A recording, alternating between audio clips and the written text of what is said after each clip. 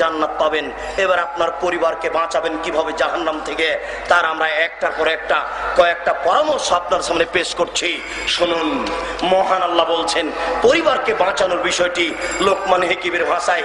লোকমান হাকিম বলেন, বুনাইয়া লা তুশরিক বিল্লাহ, আব্বু আল্লাহর সাথে শিরক করো না। ইন্নাশ শিরকা লাযুলমুন আযীম, বেটা শিরক সবচেয়ে বড় পাপ। আব্বু শিরক করো না। এখানে যত মানুষের ছেলে 5 বছর বয়সের আছে, আপনি কোনোদিন আপনার ছেলেকে বলেছেন আব্বু শিরক করো না? আল্লাহ তোমাকে বলছি, তোমার অনেক শক্তি। হায় হায়, বাংলাদেশের মুসলিম 4 বছরের বাচ্চাকে, মহিলাটা 4 বছরের বাচ্চাকে দুধ থেকে নামিয়ে নিয়ে ছেলেকে নিয়ে চলে যাচ্ছে স্কুল ফিল্ডে, আপনার ভর্তি করছে নার্সারিতে। নার্সারিতে গিয়ে বাচ্চা রবি ঠাকুরের গান গায়। আল্লাহ, তুমি একটা মুসলমানের ছেলেকে গান শিখিয়ে দিলা না? মুসলমানের ছেলের গানটা এদেশের ছেলেরা বলতো, তুমি তো পারো। রবি ঠাকুর কি ধর্ম বুঝে আল্লাহ? রবি ঠাকুরের গানে তো শিরক আছে। আমার ছেলে দুধ ছেড়েই শিরক করবে? আমার ছেলে দুধ ছেড়েই শিরক করবে? তুমি অনেক বড় শক্তিশালী, তোমার দরবারে অভিযোগ পেশ করে গেলাম, তুমি এই অভিযোগ কবুল করো। রবি ঠাকুরের গান আমার ছেলে বলবে কেন? মুসলিম ছেলে গান বানাবে, সেই গান আমার ছেলে বলবে। কথা বুঝতে পারেননি? রবি ঠাকুর ধর্ম কি বুঝে? কবি নজরুলি ধর্ম বুঝেন না, রবি ঠাকুর কি বুঝবে? কবি নজরুল বলছেন, নবী মোর পরশমণি, নবী মোর সোনার খনি, নবী নাম জপে যে জন সেই তো দোজাহানের ধনী। নবী মোর পরশমণি, নবী মোর সোনার খনি, নবী নাম জপে যে জন সেই তো দোজাহানের ধনী। আরে কবি নজরুল বলছেন এ কথা, মানে মোহাম্মদ মোহাম্মদ মোহাম্মদ মোহাম্মদ মোহাম্মদ মোহাম্মদ মোহাম্মদ। বলেন তো, মোহাম্মদ মোহাম্মদ বলে জপি তাহলে কিছু হবে কি?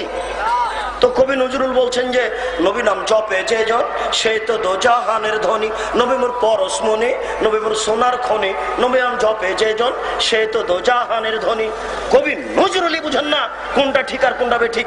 রবি ঠাকুর কি করে বুঝতে পারে কোনটা ঠিক আর কোনটা বেঠিক? বেগম রোকেয়াই বুঝে না কোনটা ঠিক আর কোনটা বেঠিক। আপনার এই শিক্ষিকা কি বুঝবে কোনটা ঠিক আর কোনটা বেঠিক? আপনার শিক্ষিকার নখ বড় আছে, দেখেননি?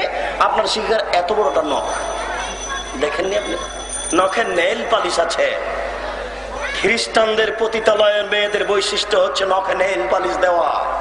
খ্রিস্টানদের পতিতালয়ের মেয়েদের বৈশিষ্ট্য হচ্ছে নখে নেল পালিশ দেওয়া।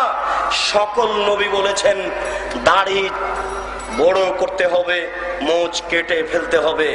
সকল নবী বলেছেন নখ কেটে ফেলতে হবে, বগলের লোম উঠিয়ে ফেলতে হবে, নিচের লোম পরিষ্কার করতে হবে।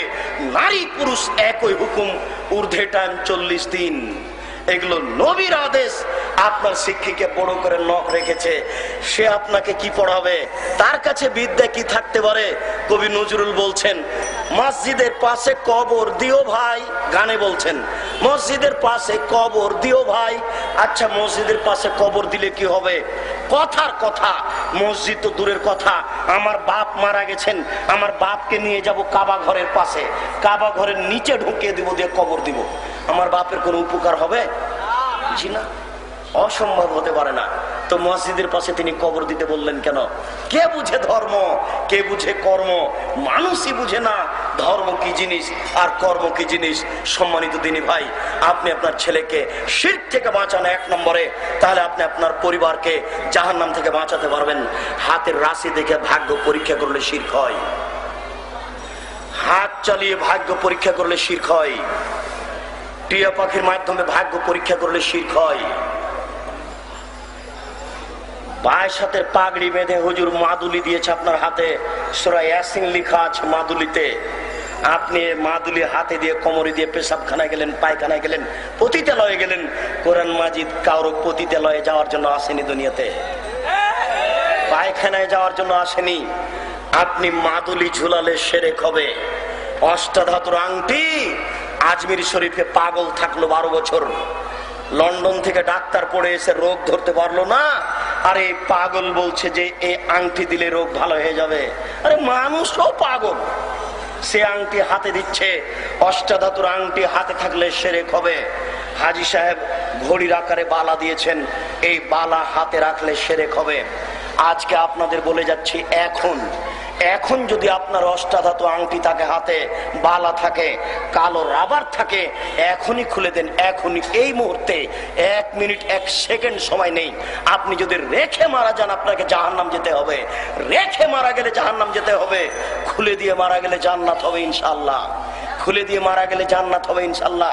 হাতে রাখা অবস্থায় মারা গেলে জাহান্নাম হবেই চূড়ান্ত। এর নাম শিরক, এর নাম শিরক। শুনুন, মায়ের কসম খেলে শিরক হয়, 2 চোখের কসম খেলে শিরক হয়, মসজিদে গিয়ে কসম করলে শিরক হয়, বাচ্চার মাথায় হাত দিয়ে কসম করলে শিরক হয়, ড্রাইভার ভালো তাই গাড়ি অ্যাক্সিডেন্ট হলো না, এই মন্তব্য করলে শিরক হয়, মাঝি ভালো তাই নৌকা ডুবলো না, এই মন্তব্য করলে শিরক হয়, ডাক্তার ভালো তাই বাচ্চা বেঁচে গেল, এই মন্তব্য করলে শিরক হয়, তুলসীর গাছ তুলে ফেলা যায় না, এই মন্তব্য করলে শিরক হয়, গরুকে লাথি মারা যায় না, এই মন্তব্য করলে শিরক হয়, ধানের উপর দিয়ে জুতা পায়ে দিয়ে হাঁটা যায় না, এই মন্তব্য করলে শিরক হয়। আপনার স্ত্রী ফরজ গোসল করে ফরজ গোসল না করে ভাতের পাতিল থেকে ভাত বের করতে পারে না, এই মন্তব্য করলে শিরক হয়। আপনার স্ত্রী ফরজ গোসল না করে বেগুন ছেড়ে আনতে পারে না, এই মন্তব্য করলে শিরক হয়। আপনার স্ত্রী ফরজ গোসল না করে ঘর ঝাড়ু দিতে পারে না, এই মন্তব্য করলে শিরক হয়। আপনার স্ত্রী ফরজ গোসল না করে সব করতে পারে না, নামাজ পড়তে পারে না, কোরআন তেলাওয়াত করতে। আপনার স্ত্রী ফরজ গোসল না করে দুনিয়ার সব কিছু করতে পারে না, নামাজ পড়তে পারে না, কোরআন তেলাওয়াত করতে। বুঝতে পারলেন না? পারে না বললে শিরক হবে এই দুটা ব্যতীত, পারে না বললে শিরক হবে এই দুটা ব্যতীত। আমি মনে হয় বুঝাতে পারছি না। পারে না বললে শিরক হবে এই দুটা ব্যতীত। আমার কোন জায়গাতে কথা অস্পষ্ট থাকতে পারে, পরে আবার কোন সময় যোগাযোগ করে জেনে নিন, নইলে ভুল বুঝাবুঝিতে আপনি পড়বেন না। বলছিলাম, জন্মদিবস পালন করলে শিরক হয়, মৃত্যু দিবস পালন করলে শিরক হয়, 26শে মার্চ পালন করলে শিরক হয়, 16 ডিসেম্বর পালন করলে শিরক হয়, 21শে ফেব্রুয়ারি পালন করলে শিরক হয়, কোন দিবস পালন করলে শিরক হয়, পহেলা বৈশাখ পালন করলে শিরক হয়। ওরে বাঙালি অজ্ঞ জাতি, পহেলা বৈশাখে তোকে ইলিশ মাছ কিনে গাছের নিচে যেতে হবে? আল্লাহ বিদ্যাও দেয়নি তোকে, বুদ্ধিও দেয়নি। আশ্চর্য বাঙালি। শুনুন, মুহাম্মদ সাল্লাল্লাহু আলাইহি সাল্লাম মক্কা থেকে মদিনায় আসলেন। মুহাম্মদ সাল্লাল্লাহু আলাইহি সাল্লাম মক্কা থেকে মদিনায় আসলেন, দেখলেন মদিনার লোকেরা 2 দিন খেলাধুলা করে, দেখলেন মদিনার লোকেরা 2 দিন খেলাধুলা করে, দেখলেন মদিনার লোকেরা 2 দিন খেলাধুলা করে। তিনি বলেন, এই শোনো, তোমাদের এই 2 দিন বাতিল, তোমাদের এই 2 দিন বাতিল, তোমাদের এই 2 দিন বাতিল। আমি মুহাম্মদ সাল্লাল্লাহু আলাইহি সাল্লাম 2 দিন দিচ্ছি, আমি মুহাম্মদ সাল্লাল্লাহু আলাইহি সাল্লাম 2 দিন দিচ্ছি। আনন্দ ফুর্তির একদিন হলো ঈদুল আজহা, আনন্দ ফুর্তির একদিন হলো ঈদুল ফিতর। মনে থাকবে না? আনন্দ ফুর্তির একদিন হলো ঈদুল আজহা, আর একদিন হলো ঈদুল ফিতর। খাওয়া বেশি খান, দৌড়াদৌড়ি করেন, ফুর্তি করেন, তাসবিহ তাহলিল করেন, হালাল যত কাজ আছে সবকিছু করেন, আজকে করেন আনন্দ ফুর্তির। নবী যদি বলতেন, এই মদিনার ছেলেরা শোনো, তোমাদের ছিল 2 দিন, আমি দিলাম 2 দিন। এই মদিনার ছেলেরা শোনো, তোমাদের ছিল 2 দিন, আমি দিলাম 2 দিন। 2 2 হয়ে 4, তাহলে এবার বাঙালি পেত 16 ডিসেম্বর 1-5, 26শে মার্চ 1-6, 21শে ফেব্রুয়ারি 1-7, বাপের জন্মদিবস 1-8, মায়ের জন্মদিবস 1-9, পহেলা বৈশাখ 1-10। এইভাবে করতে করতে সারা বছর চলে যেত, পড়া লাগতো না। সব দিন যখন ছুটিতে চলে যেত তখন আর পড়া লাগতো না। জাতি কত